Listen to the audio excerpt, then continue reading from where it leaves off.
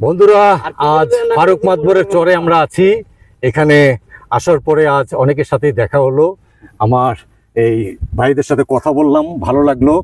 আর এখনো আবার বিশেষ এই যে আপনাদের সেই লাকু মাতবরের সাথে দেখা হয়ে গেল, লাকু ভাইয়ের সাথে। এই লাকু ভাইয়ের সাথে দেখা হয়ে খুব ভালো লাগলো। জি, ভালো আছি। আপনি কেমন আছেন? ভালো আছি ভাই। ভালো আছেন? জি, যাক, ভালো আছেন তো ভালো। বন্ধুরা, আজ আছি শরীয়তপুর জাজিরা পালের চর। এই পালের চরের আমরা বর্দিয়ার চরে আছি। আজ যাব হাসান ভাইয়ের কাছে।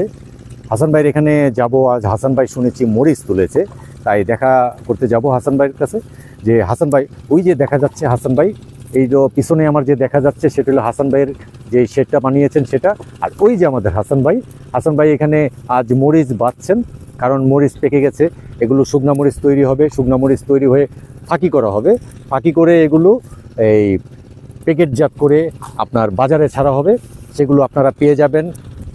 আপনারা যখনই যোগাযোগ করবেন তখন এই হাসান ভাইয়ের যে একটি পেজ আছে, সেই পেজে আপনারা এই চরের অরিজিনাল সার ছাড়া মরিচ, যেটা নাকি অর্গানিক মরিচ বলা হয়, সেই অর্গানিক মরিচটা আপনারা এখান থেকে পেয়ে যাবেন। আমরা হাসান ভাইয়ের সাথে কথা বলি। এই যে দেখছেন সেটি হলো মরিচ গাছ। এই মরিচ গাছ থেকে মরিচ তুলে আজ আমাদের হাসান ভাই শুকিয়ে দিয়েছে এখানে। আর এই যে মরিচ বাচ্চা। হাসান ভাই, আসসালামু আলাইকুম। আসসালাম ভাই, আছেন কেমন? কেমন আছেন আপনি? আলহামদুলিল্লাহ, আমি তো ভালো আছি এবং সবসময় ভালো থাকি আপনাদের দোয়ায়। আর ভালো থাকি বিদায় চরে আসতে পারি। এই চরে আসলে হাঁটা হয়, শরীর স্বাস্থ্য ভালো থাকে ভাই। এর জন্য এখানে আসা। এই রোজার দিনে আসলাম আপনার সাথে দেখা করার জন্য। যে আপনার ভিডিওতে দেখেছি আপনি মরিচ তুলতেছেন। এখন মরিচ কেমন হইলো ভাই? মরিচ ভাই, ধরেন মানুষ তো কাজ করতে গেলে লাভ লস হয়। জি। তো আমরা তো প্রথমবারই আমরা দামটা অনেক কম পাচ্ছি। কেন? এটা সবার জন্য, শুধু আমার জন্য না, যে কোনো কারণে হোক, উৎপাদন বেশি হোক বা অন্য কোনো কারণে হোক, মরিচের দাম এবার অনেক কম। আচ্ছা। তো যেহেতু আমরা প্রথমবার কম পাওয়া মানে তো আমাদের হতাশার বিষয়। জি। কিন্তু আপনি যখন কন্টিনিউ করবেন, একবার কম বেশি পাবেন, এটা কোনো বিষয় না। আচ্ছা।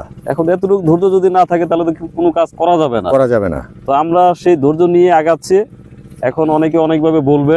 আচ্ছা। কিন্তু এমন না যে আমি কম পাচ্ছি দেখে আর একজন বেশি পাচ্ছে, বিষয়টা এরকম না। মানে যখন কোনো কিছু খারাপ হয় সবার জন্য সেটা খারাপ হয়। আচ্ছা। আবার ভালো হলে সবাই এটা ভালো দাম পায়। তো পরবর্তীতে সিদ্ধান্ত নিলাম তাহলে আমরা এই মরিচগুলি কম দামে না ছেড়ে আমরা এগুলো গুঁড়ো করে বিক্রি করতে যাচ্ছি। আচ্ছা। আর আপনি জানেন যে অলরেডি আমরা একটা পেজ খুলছি পদ্মা এগ্রো নামে। আচ্ছা। তো সেই পদ্মা এগ্রোর ব্যানারে, আচ্ছা, কিংবা পদ্মা এগ্রোর হয়ে আমরা এই মরিচের গুঁড়োগুলো মানুষের দ্বার প্রান্তে পৌঁছে দিতে চাই। এখন মরিচের গুঁড়োর যে দাম আমি দেখলাম, বাংলাদেশের যারা বিখ্যাত বা বড় কোম্পানিগুলো আছে, তো সেখানে যে দাম, সেই তুলনায় আমরা আরো সাশ্রয়ী মূল্যে একদম চরের মরিচটা আমরা দিতে পারবো।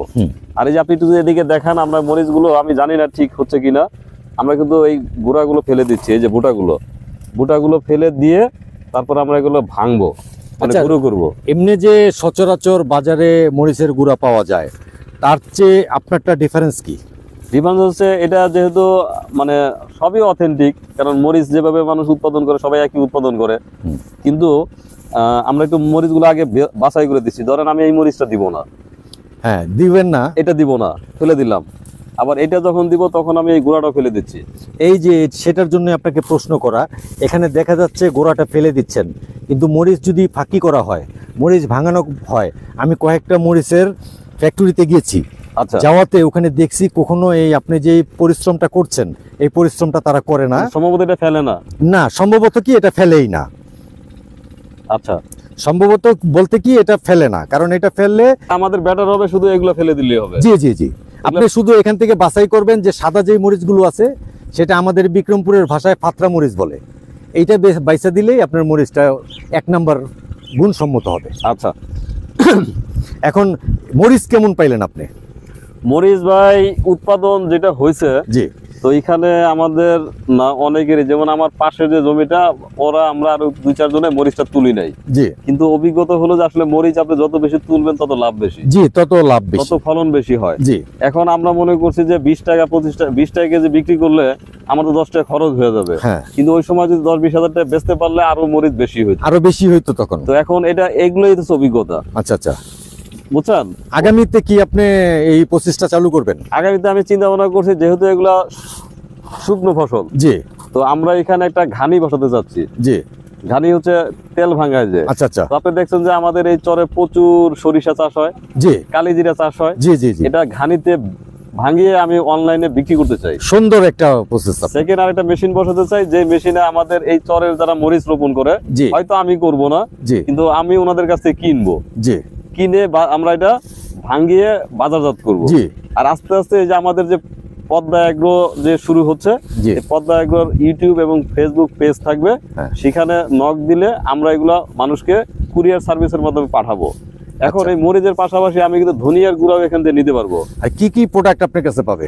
আমি চরে এই যেগুলো দেখছি, আমি জি, আমার কাছে সবচেয়ে বেটার মনে হয়েছে যে শুকনো মরিচ আর ধনিয়া গুঁড়া, এটা এক মেশিনে সম্ভব। আচ্ছা আর আচ্ছা, সেকেন্ড হচ্ছে একটা ঘানি বসাইলে সেখানে যদি আমরা কালি জিরা আর সরিষাকে বাজারজাত করি, মানে ঘানির অরিজিনাল স্বাদটা যদি দিতে পারি, জি। তাহলে আমার মনে হয় ভোক্তারা অনেক খুশি হবে।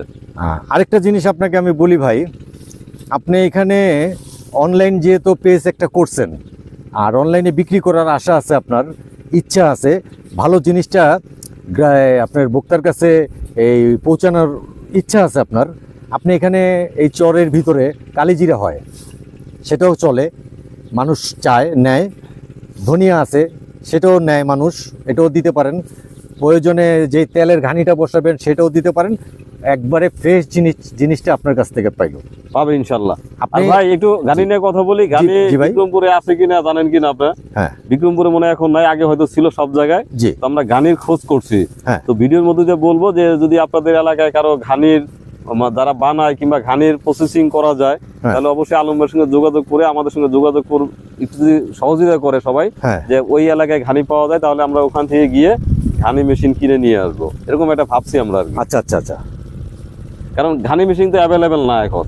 আচ্ছা, আর আমরা এই গাড়িটা কিন্তু আমাদের মেশিন দিয়ে চালাবো, কিন্তু গাড়িটা গরু যেভাবে ঘুরে ওই স্টাইলে আমরা এখানে বসাতে যাচ্ছি। আর আরেকটা জিনিস ভাই, এই আমি যে যে জিনিসগুলো বললাম যে আপনি অনলাইন করতে পারেন, আর মোটামুটি এই যে ভুট্টাও কিন্তু অনেকে অনলাইনে নিতে চায়। আমার কাছে অলরেডি 60 মণ ভুট্টার অর্ডার এসে পড়ছে। বলেন কি? হ্যাঁ, 60 মণ ভুট্টার অর্ডার জয়সরে এখান থেকে গাড়ি দিয়ে পৌঁছে দিতে হবে। আমারে বলছে উঠলে প্রথম চালানটা তাকে দিতে বলছে, অনুরোধ কইরা।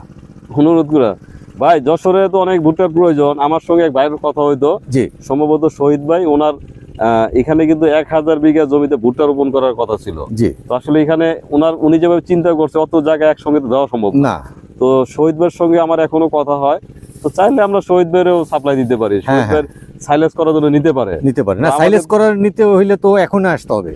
এখন তো সব ভুট্টা তো আর এখন সাইলেজের উপযোগী না, কিছু ওভার হয়েছে, কিছু কিন্তু নিচে জি আছে। জি জি, যেমন আপনার ক্ষেতে আমি গেছি, আপনার আরো সময় লাগবে। হ্যাঁ হ্যাঁ, তারপরে আমার যে ক্ষেত আছে ওই ক্ষেত কিন্তু মোটামুটি সাইলেজের প্রায় উপযোগী। উপযোগী। তারপরে আমাদের এখানে যেটা আছে এটাও কিন্তু এখন উপযোগী। আচ্ছা, সেটা করতে করতে কিন্তু সময় হয়ে যাবে বাকিগুলো। তাহলে কথা বলবো, আমাদের শহীদ ভাই সহ যারা আছে সবার সঙ্গে কথা বলবো। আসলে সাইলেজ করতে পারলে আমাদের লাভ, আমাদের লাভ, এবং কেন? যে করবে তারও লাভ, আমাদের সময়টা বাঁচবে, আমাদের দেশেরও লাভ। দেশেরও লাভ। একটা গরুর খাদ্য আপনি রেখে দিতে পারতেছেন, গরুর খাদ্যটা অভাব হচ্ছে না, এটা তো আমাদের দেশের জন্য ভালো। ভালো। তো আলম ভাই এই ভিডিওর মধ্যে দিয়ে বলবো যে দর্শক যারা সাইলেজ করতে চান, জি, প্রয়োজনে এখানে সাইলেজ মেশিনে কিন্তু বসানোর কথা হচ্ছিল, বুঝছেন? আচ্ছা আচ্ছা, তো আসলে আমি অনেক বাড়তি দায়িত্ব নিয়ে ফেলছি, আর দায়িত্ব বাড়াইতে চাই না, আমি এর ভিতরে থাকতে চাই। তো আচ্ছা, যদি আপনারা যদি কেউ এখান থেকে সাইলেসের জন্য আসতে চান, তাহলে আমাদের যে জমি জায়গা আছে বা আমাদের আশেপাশে যারা ভাই ব্রাদার আছে, কিরকম জমি হবে এখানে ভুট্টা রোপণ করা হয়েছে ভাই? ভুট্টা আমার ধারণা আমাদের আশেপাশে তো মনে হয় 500 বিঘা তো আছে, 500 বিঘার মতো হবে। হবে। আচ্ছা, 500 বিঘার ধারণা, আমি তো সব জানি না, মনে হয় হবে, মানে এই আপনার আইডিয়া। আইডিয়া। আমি আরেকটু জিনিস কালাম ভাইকে একটু জিজ্ঞেস করি। দেখাচ্ছি ওই যে দূরে দেখা যাচ্ছে, ওখানে কিন্তু এগুলো সম্পূর্ণ ভুট্টা। এই ভুট্টাগুলো চাষ করা হয়েছে, এবার ভুট্টা এখানে বাম্পার হয়েছে। আচ্ছা, আমি আরেকটু জিজ্ঞেস করি কালাম ভাই, এখানে যে ভুট্টা রোপণ করা হয়েছে কত 100 বিঘার ভিতরে হইব? ওই 500 বিঘা ভুট্টা করছে, এর ভিতরে তো মনে হয় যে 2000 বিঘা জমি আছে আর অন্যান্য ফসল করছে। আচ্ছা এমনি 500 বিঘার মতো ভুট্টা এখানে চাষ করছে। চাষ করছে, তা কেউ যদি সাইলেজ করতে আসতে চায় এখানে 500 বিঘার জমি সাইলেজ নিতে পারে। তাই আপনাদের কাছে অনুরোধ রইল যে কেউ যদি সাইলেজ করতে চান আপনারা এখানে আসতে পারেন, এই কালাম ভাইয়ের সাথেও যোগাযোগ করতে পারেন, আমাদের সাথেও যোগাযোগ করতে পারেন। আমরা আপনাদেরকে এই পথ দেখিয়ে দিব এবং ব্যবস্থা করে দিব। এইটাই তো অনুরোধ রইল নাকি ভাই? অনুরোধ, কারণ একটা চাষি ফসল যদি বিক্রি করতে পারে তার জন্য লাভ, এবং কেউ যদি একটা এখানে পরিকল্পনা করতে চায় সেই পরিকল্পনাটা এখানে এসে সফল হয় তার জন্য লাভ। তাই ঠিক আছে ভাই, এখন এই মরিচগুলো দেখতেছি, মরিচগুলো ভালো।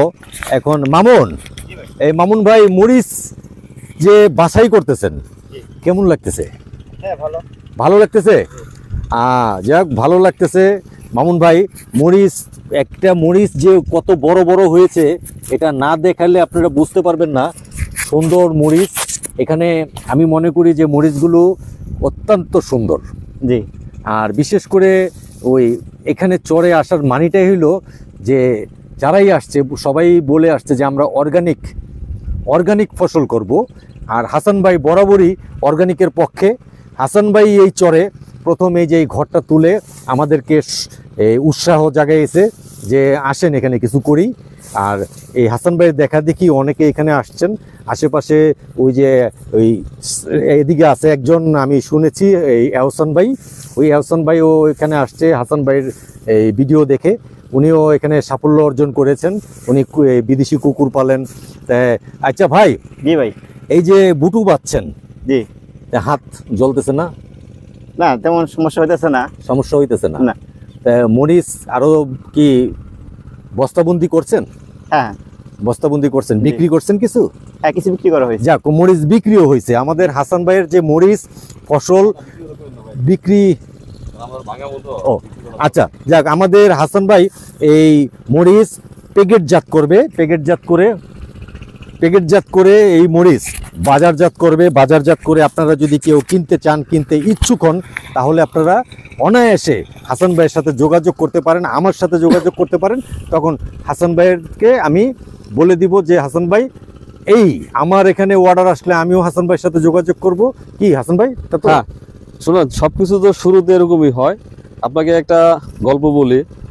আলমের পচা সাবান আছে না, আমাদের আলম ভাই। জি ভাই। তো আলমের যে পচা সাবান, ওই মালিকের সঙ্গে আমার একবার পরিচয় হয়েছিল। আচ্ছা। উনি মারা গেছেন। মারা যাওয়ার আগে আমার সঙ্গে কথা হয়েছিল। বেসিক্যালি আপনাদের যে এলাকা রামপুরা, মালিবাগ, ওই এলাকায় উনি ভ্যান দিয়ে আলমের পচা সাবান বিক্রি করতেন। আচ্ছা আচ্ছা। তো এক সময় দেখলেন বিটিভিতে লাইন ধরে মানুষ দাঁড়ায় রয়েছে, কেন? এই বিজ্ঞাপন দিবে। আচ্ছা। তো এই যে করতে গিয়ে উনিও শখ নিছে, যে ওনারও শখ হয়েছে, বিজ্ঞাপন দিবে, ওনারও ইচ্ছা হলো যে উনি বিজ্ঞাপন দিবে। আচ্ছা আচ্ছা। তো সেই বিজ্ঞাপন দেওয়ার পরে আলমের পচা সাবান আর সাপ্লাই দিতে পারে না। আচ্ছা। ইভেন এখনো আলমের পচা সাবান আর কোনো বিজ্ঞাপন লাগে না, এমনি চলে। তো আমরা তো একেবারে প্রথম পর্যায়ে আছি। আপনারা নির্দ্বিধায় আমাদের এই যে পদ্মা এগ্রো যেটা পেজ, ফেসবুক পেজ, জি, এবং আমাদের ওয়াইবি চ্যানেল, ইউটিউব চ্যানেল, আলম ভাইয়ের ভিলেজ লাইফ উইথ আলম, জি, এই সব চ্যানেলের মধ্য দিয়ে আপনারা যদি যোগাযোগ করেন তাহলে আপনাদেরকে এতটুকু এনশিওর করতে পারবো ভোক্তাদেরকে যে আপনারা মিনিমাম চরের যে খাঁটি জিনিস আপনাদের দ্বার প্রান্তে পৌঁছাবে, সেটা পাবেন। এখানে কোনো ফাঁকি যোগী থাকবে না। শুধু মরিচ না, কালোজিরা, ধনিয়া আমরা সবই দিব। হ্যাঁ, চরে যা হয়, বিশেষ করে পাই আমাদের অর্ডার করবেন, পাবেন তো ভাই, এটাই পাবে। তো এই জন্য আমরা যে ঘানির চিন্তা করছি। আসলে মানুষ কিন্তু পুরোনো জায়গায় ফিরে যেতে চায়। আর ঘানিতে তেল ভাঙালে তেলের যে গুণাগুণ থাকে সেটা কিন্তু আপনার মেশিনে থাকে না। আবার আপনি যদি এই মরিচ এখানে থেকে কোথায় যাবে কেউ জানে না, কি দিবে মরিচে কি থাকবে আমি জানি না। জি, আমরা কোন মরিচটা খাচ্ছি জানি না। কিন্তু এখানে আরেকটা সুবিধা থাকবে, ধরেন আপনি আসছেন 5 কেজি মরিচ ভাঙায় নেবেন, আপনি কিন্তু এখানে নিজের থাইকা মরিচ দেখে ভাঙায় নিয়ে যেতে পারবেন। ঘানিতেও তো তাই।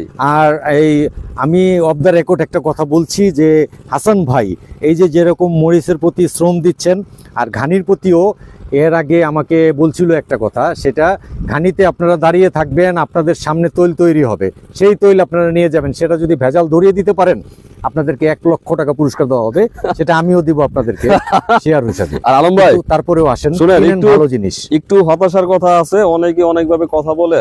তো ধরেন আমাদের এখানে 36 বিঘা জায়গা আছে, এখন আপনি কি মাঠে তো ফুটবল খেলা দেখতে যান? জি অবশ্যই। অনেক গেছেন, জি। কারণ আপনার বাসা কিন্তু ঢাকা স্টেডিয়ামের পাশে ছিল। জি আর আমি কিন্তু ফুটবল তেমন মাঠে দেখার সুযোগ হয় নাই, কিন্তু ক্রিকেট আমি প্রচুর দেখতাম। জি তো ক্রিকেট খেলার সময় দেখবেন, ধরেন বাংলাদেশ এবং পাকিস্তান খেলা হচ্ছে, এখন বাংলাদেশের অবস্থা খুব শোচনীয়। জি দর্শক মাঠেতে উঠে যাচ্ছে, 1 জন 2 জন 5 জন 10 জন বের হয়ে যায়। জি। কিন্তু বাংলাদেশ দল কি তখন পর্যন্ত খেলা শেষ হওয়ার আগ পর্যন্ত কি উঠতে পারে? না ভাই, উঠতে পারে না। তো ওরা কিন্তু খেলেই যাচ্ছে, খেলেই জানে হারবে, হ্যাঁ। খেলেই যাচ্ছে। তো আমি কিন্তু ওই মানুষ, আমি খেলেই যাব। যাক সুন্দর একটা এখন যুক্তি শুনলাম ভাই ভাই। আরেকটা কথা শুনেন, সেটা কতক্ষণ পর্যন্ত খেলবো?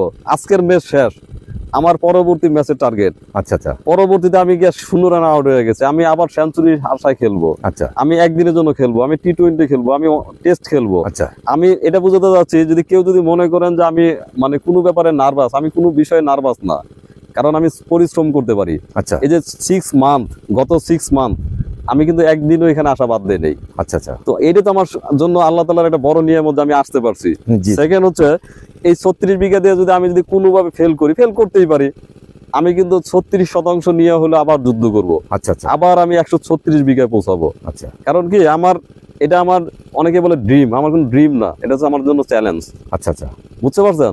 জি যেহেতু খেলোয়াড়রা উঠে যেতে পারে না, আমি এখান থেকে উঠে যেতে পারি না। জি আর আমি যেদিন উঠে যাব, সেদিন আমি এই কাজ কোথাও করব না, ঠিক আছে। অত অন্য কোথাও করব, অন্য ম্যাচ খেলবো। আরেকটু দিকে যাই হাসান ভাই, এটা যুক্তিটা আমিও বুঝেছি এবং দর্শক শ্রোতারাও বুঝবেন, আর যারা নাকি আপনাকে নিরুৎসাহিত করতে চায় তারাও বুঝবেন। আর কথা হইল কোনটা ভাই, আপনাকে হাসাই দিলাম কারণ অনেকেই নিরুৎসাহিত করতে চায়। এই পেঁয়াজের অবস্থা কি আপনার? পেঁয়াজের অবস্থা আলহামদুলিল্লাহ ভালো। আসেন একটু পেঁয়াজ খেতে যাবো। আলম ভাই, জি ভাই। আপনি পেঁয়াজ দেখার আগে যদি একটু দেখাই, সেটা হচ্ছে যে এখানে অনেকে বলছে যে এই জমিটা আমরা কেন নিছি। জি অনেক ভিডিওতে বলছি, এই জমিটা বেসিক্যালি নিয়েছিলাম। এই জমিটা আপনি জানেন যে গত 1.5 বছর আগে আমাদের যে জমির মালিক জি উনি কিনছিলেন, অর্থাৎ এই জায়গাটা নির্ভেজাল। জি সেকেন্ড হচ্ছে যে এই জায়গাটা সব থেকে উঁচু। হ্যাঁ। তো চাষাবাদের প্রতি আমাদের ছিল না। তো আমার সঙ্গে আরো 2 ভাই আছেন, আমাদের খান সাহেব এবং দেলোয়ার ভাই। জি আপনি খান সাহেবকে চিনেন, আপনাদের এলাকার মানুষ। জি তো খান সাহেব একবার এখানে আসলেন, আসার পরে উনি বললেন যে আসলে জায়গাটা তো বাড়িঘর থেকে একটু দূরে, তাহলে হাসান ভাই কাজ করেন, ছোট করে একটু কৃষি শুরু করেন। ওই অর্থেই কৃষি শুরু করা, কিন্তু আচ্ছা, আমাদের এরকম প্ল্যানিং ছিল না, আচ্ছা অভিজ্ঞতা নাই, প্ল্যানিংও নাই। তো আমরা ভাবছিলাম যে একটু গরু ছাগল গারল এগুলো উঠাবো। আচ্ছা তো সেই গারল কিন্তু আমরা উঠাইছি পরবর্তীতে। আর আমার ওই পাশে যে ভাই আছেন ইতালিতে থাকেন, আমাদের দেলোয়ার ভাই, তো কোনো কারণে উনি প্রথম 1.5 মাস আর এই গত 1.5 মাস, মানে 6 মাসের মধ্যে 3 মাস কোনো কারণে শারীরিক মানসিক বা কোনো কারণে ফোনটা ধরতে পারেন নাই। তো যে কারণে আমি মনে হয় জায়গাগুলো ফেলে রেখে লাফি আমরা কৃষিকাজে শুরু করি। আচ্ছা তো সেই কৃষিকাজ শুরু করতে গিয়া আমাদের ভুলভ্রান্তি আছে, অভিজ্ঞতার অভাব আছে, আমাদের জানার অভাব থাকতে পারে, অথবা প্রাকৃতিক বিপর্যয় থাকতে পারে, অথবা দাম বাজার মূল্য কম থাকতে পারে। তো সব মিলে যে আমরা সব একবারেই সফল হয়ে গেছে, বিষয়টা এরকম না। এরকম না। তো পরবর্তীতে চিন্তা করলাম যেহেতু বাদাম ভালো হবে, এই যে বাদাম খেতে ভাই আমাদের। এই প্রশ্নটাই আপনাকে আমি করার জন্য এখানে দাঁড়িয়েছি। আপনি কিন্তু পেঁয়াজ দেখতে যাওয়ার কথা, পেঁয়াজে যাবো। পেঁয়াজের আগে আমি বাদামটা বাদাম এত দেখান। সুন্দর হয়েছে, আমি ধারণার বাইরে। এই যে দর্শক, বাদাম আমাদের হাসান ভাই যে বাদাম করেছেন, সাফল্য অর্জন করেছেন বাদামে, আমি জানি না, যে এই সাফল্য বাদাম, না। হ্যাঁ অবশ্যই সাফল্য আমার কাছে। কেন, আমি অনেক চর ঘুরেছি, অনেক চরের ফসলের অবস্থা দেখেছি, আর আপনার ফসলটাও দেখেছি। এটার অনেকটা পার্থক্য আমি খুঁজে পেয়েছি। এখানে সেটা কারো বদনাম করা না, আমি কারো বদনাম করতে পারছি না। মূল কথা হইলো আমি চোখে যেটা দেখবো সেটাই কিন্তু বলবো।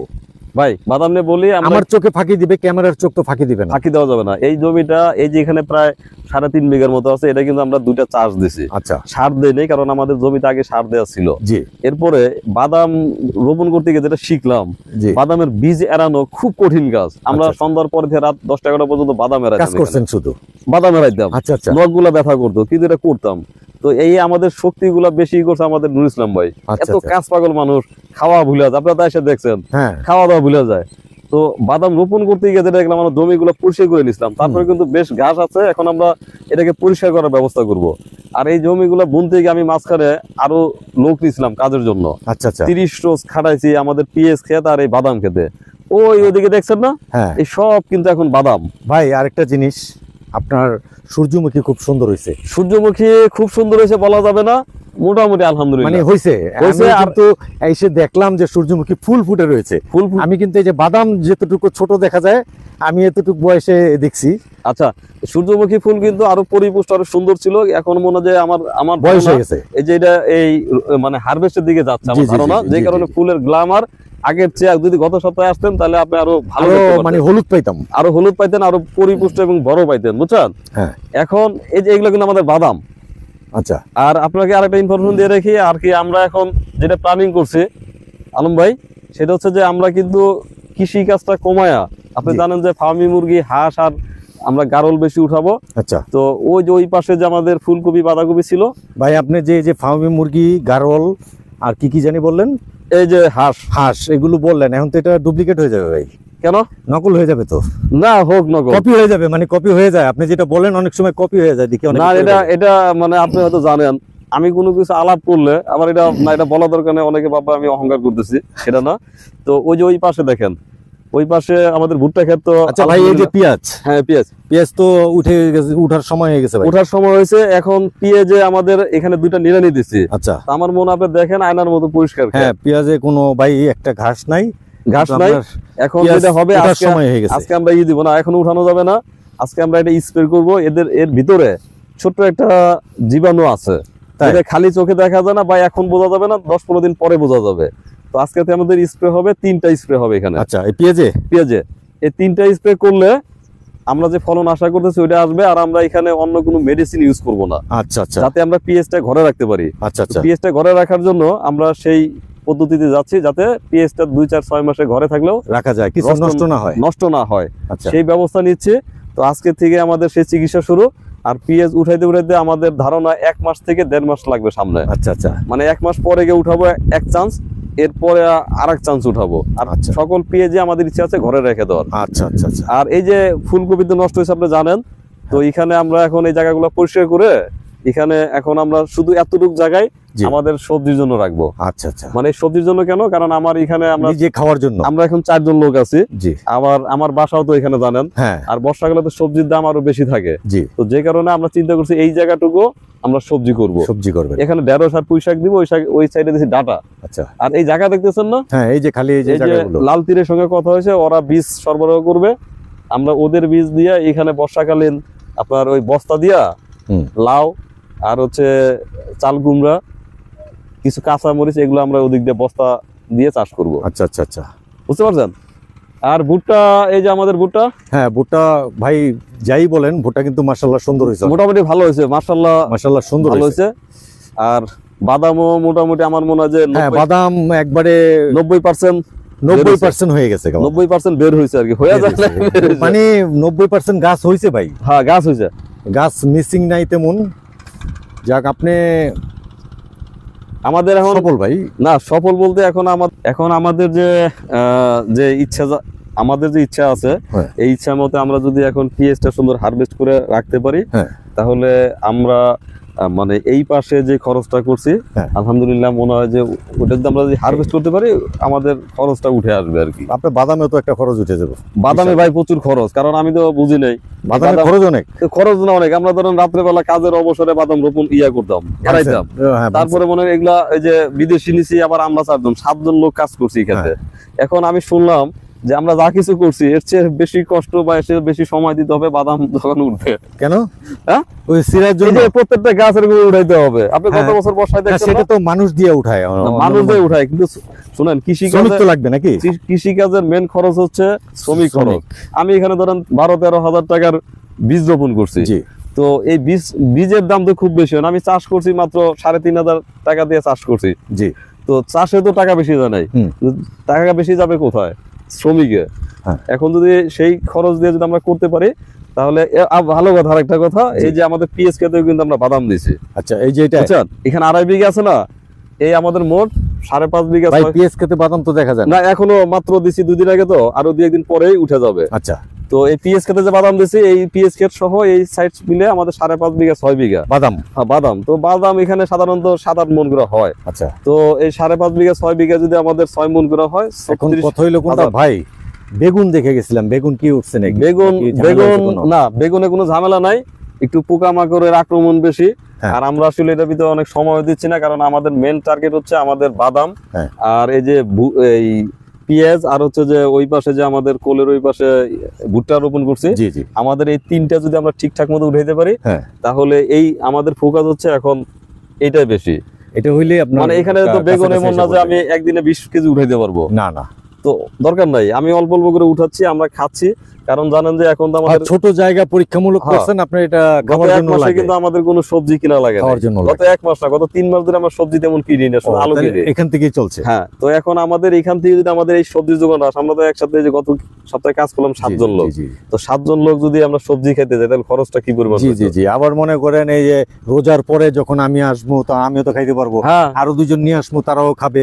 এবং আপনার এখানে এই যে ভেন্ডি দেখা রোপণ আর যায় পুঁইশাক যেই রোপণ হচ্ছে। আসে, আপনাকে না খাওয়াইয়া কাউকে ছাড়েন না, না ছাড়ি না বলতে এটা একটা মানুষ কি? আসছে, এখন তো মনে করেন যে একটা- খাওয়ার জায়গা নাই। না, খাওয়ার সময় তো বলতে হবে, আপ্যায়ন তো করতে সেটাই, হবে না, সেটাই। এটা কোনো বিষয় না। মেহমান হচ্ছে কিন্তু একটা জিনিস ভাই, এই দুর্গম একটা চরে হাজার হাজার বিঘা জমি, এখানে হাজার হাজার বিঘা জমি ফসল ফলাইছে কালাম ভাই, হ্যাঁ ভাই। ঠিক না? এই যে ফসল ফলাইছে, এখানে খাওয়ার জায়গা নাই, না। দেখতে আসলো, আপনার এখানে এসে একটু খাইতে পারে মানুষ, একটা পানি খাইতে পারে, একটু বিস্কুট খাইতে পারে, চা খাইতে পারে, এটা কিন্তু অনেক পাওয়া। না, এটা তো আমাদের অভ্যাস, আমাদের মিডিয়ার লোকজন এটা অভ্যাস আছে অভ্যাস। যে আমরা একটু শুনিয়ে গেলে সবার কাছে নাই, শুনিয়ে ভাই, গেলে- ভাই, সবাইকে এই অভ্যাসটা না, থাকে? সবারই অভ্যাস থাকে না। আমরা হাসান ভাই যদি আপনি সবার আজকে না খাওয়াইতো তো আমি বিপদে। না ভাই, আচ্ছা, আমরা কেটে যখন দেবো, কেটে দেবো না। আমরা যখন শুটিং এ যাইতাম, হুম। তখন আমাদের সঙ্গে তো প্রোডাকশন বয় হ্যাঁ থাকতো। হ্যাঁ, অবশ্যই। প্রোডাকশন বয়ের দায়িত্ব কি ছিল? আমাদের জন্য চা রাখবে, জি জি বিস্কুট জি রাখবে, জি জি। আমাদের সিঙ্গারা খাওয়াইতো। আমরা 3-4 বার খাইতাম, 3-4 বার না, আর 5 বার খাইতাম। 5 বারও খাইতাম, এই right. চা দাও, এটা হ্যাঁ, আনো, ওইটা আনো। right. তো ওই অভ্যাসটা ওই তো অভ্যাসটা আমাদের রয়ে গেছে। রয়ে গেছে। আর মেহমান আসলে আমার মন অনেক খুশি হয়। আচ্ছা, কেন হয় জানেন?